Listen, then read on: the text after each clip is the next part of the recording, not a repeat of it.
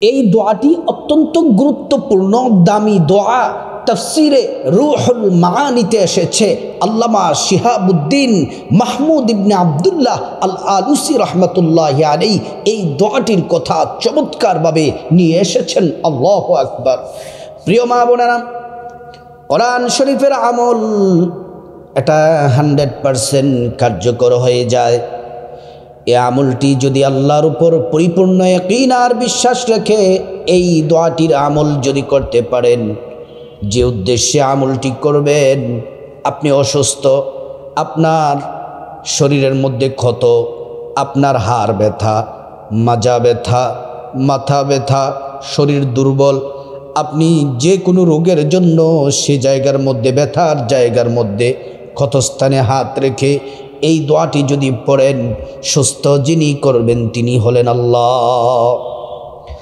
অনেক সমস্যা থেকে আপনি মুক্তি পাবেন, বিপদ থেকে মুক্তি পাবেন, আল্লাহ তাআলা সাহায্য করবেন। আল্লাহ তো কোরআন শরীফের মধ্যে সুন্দর করে বলে দিয়েছেন, ওয়ানাজ্জালনা আলাইকাল কিতাবা তিবয়ানাল লিকুল্লি শাই। আল্লাহ রাব্বুল আলামিন বলেন, বান্দা শোনো শোনো আমার বান্দারা, আমি আল্লাহ রাব্বুল আলামিন কোরআন শরীফের মধ্যে সব বিষয়ের সমাধান আমি আল্লাহ পাক রেখেছি। সব কিছুর সমাধান আছে এই কোরআন শরীফের মধ্যে। কোরআনের আমল বিফলে যায় না।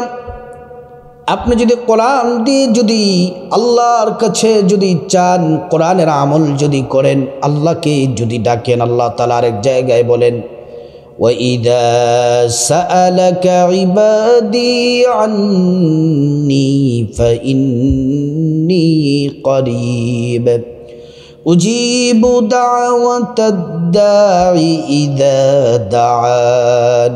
আল্লাহ পাক বলেন, মুহাম্মদ সাল্লাল্লাহু আলাইহি ওয়াসাল্লাম, আমার বান্দারা আপনাকে যদি কোনো বিষয় যদি আপনাকে জিজ্ঞেস করে, আমি আল্লাহ সম্পর্কে যদি জিজ্ঞেস করে জানতে চায়, আপনি বলে দেন ইন্নী করিব, আমি আল্লাহ অতি নিকটে আছি। আমি আল্লাহর কাছে তারা যা চাইবে আমি আল্লাহ পাক তাই দিব। আল্লাহু আকবার।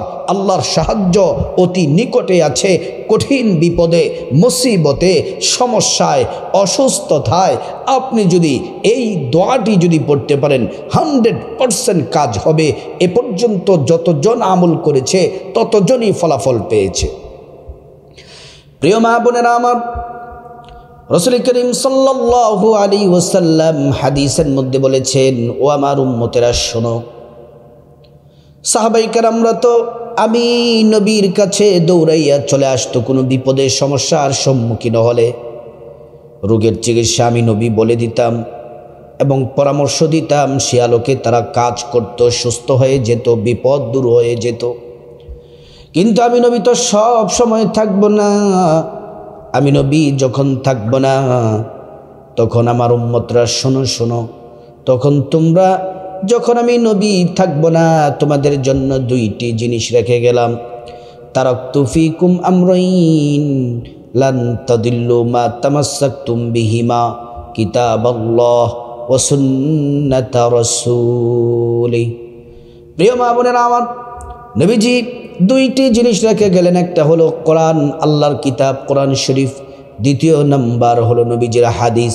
এই দুইটি জিনিস যদি আমরা আঁকড়িয়ে মজবুত সহকারে ভালোভাবে যদি ধরতে পারি, আমরা কখনো বিপদগামী হব না।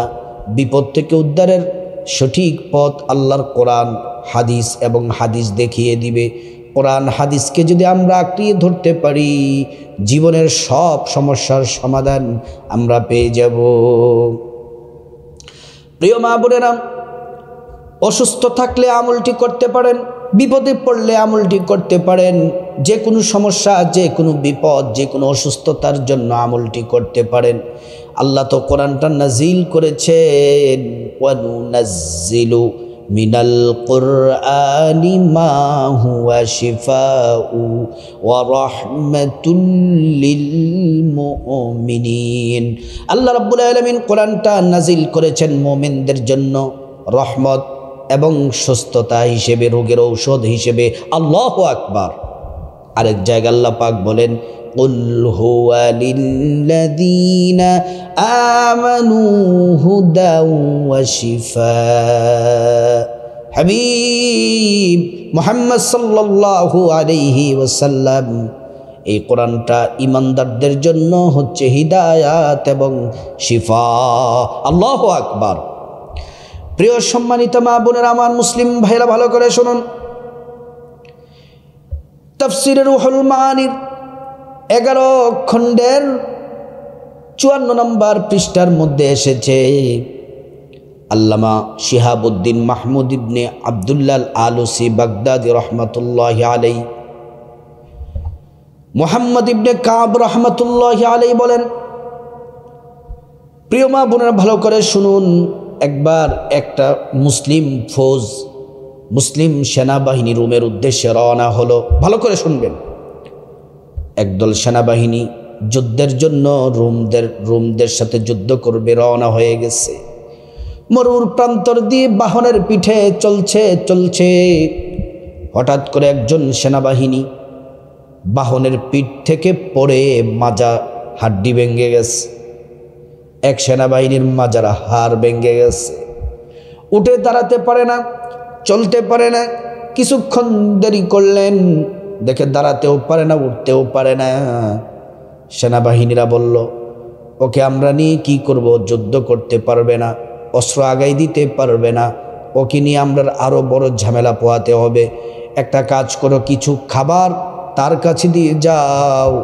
যদি পথির মধ্যে কেউ যদি ফিরতি পথে কাউকে যদি পেয়ে যায়, তার সাথে বাড়িতে চলে যাবে, আর আমরা সবাই চলো যুদ্ধের ময়দানে রোম দেশে চলে যাব। খাবার দেওয়া হলো, সবাই চলে গেল। এই খাবারগুলা খাচ্ছেন, 2-1 দিন চলে যাচ্ছে, কেউ নাই।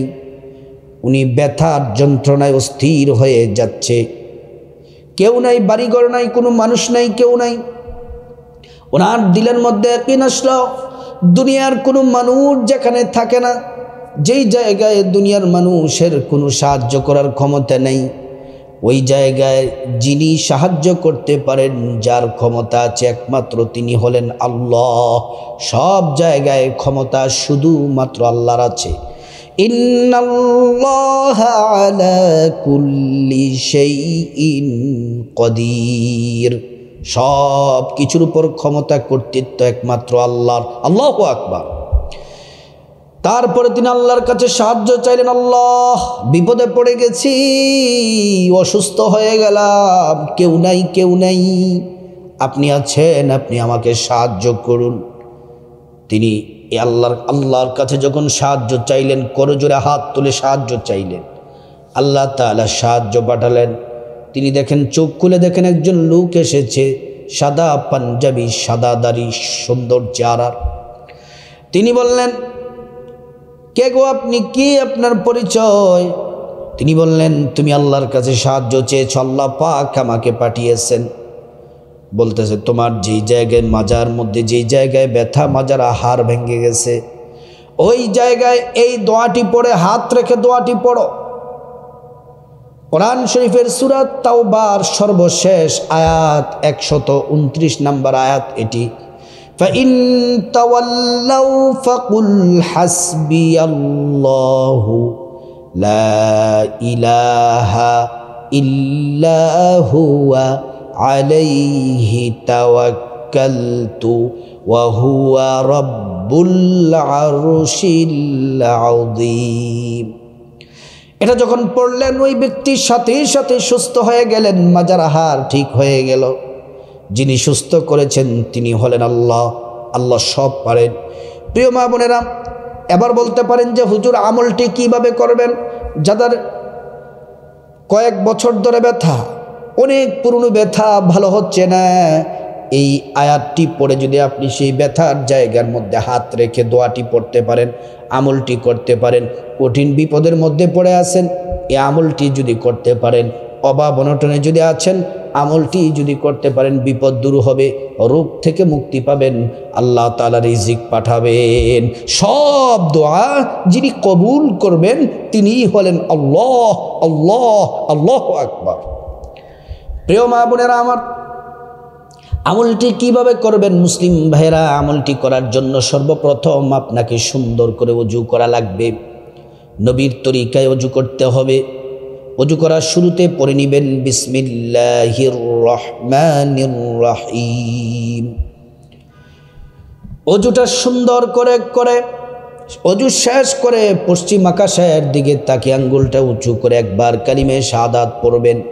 আশহাদু আল্লা ইলাহা ইল্লাল্লাহু ওয়াহদাহু লা শারীকা লাহ ওয়া আশহাদু আন্না মুহাম্মাদান আবদুহু ওয়া রাসূলুহু।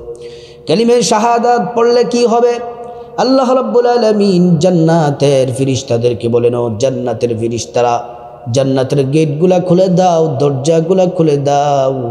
আমার বান্দারা যে দরজা দিয়ে মনে চায় সে দরজা দিয়ে জান্নাতে প্রবেশ করবে। সুবহানাল্লাহ, আল্লাহু আকবার। প্রিয় মা বোনেরা আমার, ভালো করে শুনুন। তারপর আল্লাহ রাব্বুল আলামিনের কাছে, ও আমার সম্মানিতা মা বোনেরা, তারপর আপনারা সুন্দর করে তো ওযুটা করলেন, জামাটা কাপড়টা পবিত্র করে, পবিত্র জামা কাপড় পরে তারপরে জায়নামাজ বিছিয়ে আপনি বসে যাবেন। যদি পারেন 2 রাকাত প্রথমে নামাজ পড়বেন, যে কোনো সূরা দিয়ে পড়তে পারেন, নফল নামাজ, আল্লাহকে রাজি খুশি করার জন্য নামাজটা পড়বেন। নামাজ শেষ করে বসে যাবেন। বসে সর্বপ্রথম 11 বার ছোট্ট একটি দুরূদ শরীফ পড়বেন। সাল্লাল্লাহু আলাইহি ওয়াসাল্লাম, সাল্লাল্লাহু আলাইহি ওয়াসাল্লাম, সাল্লাল্লাহু আলাইহি ওয়াসাল্লাম। একবার দুরূদ পড়লে 10টি গুনাহ মাফ হয়ে যায়, 10টি নেকি পাওয়া যায়, 10টি মর্যাদা আল্লাহ পাক বাড়িয়ে দেন। শুধু তাই নয়, হাসরের ময়দানে নবীজি শাফায়াত করবেন, নিজ হাতে হাউজে কাউসারের পানি পান করাবেন, আল্লাহর জান্নাতে নিরাপদে পৌঁছে দিবেন। সুবহানাল্লাহ, আল্লাহু আকবার। তারপরে 11 বার ছোট্ট একটি ইস্তিগফার পড়বেন।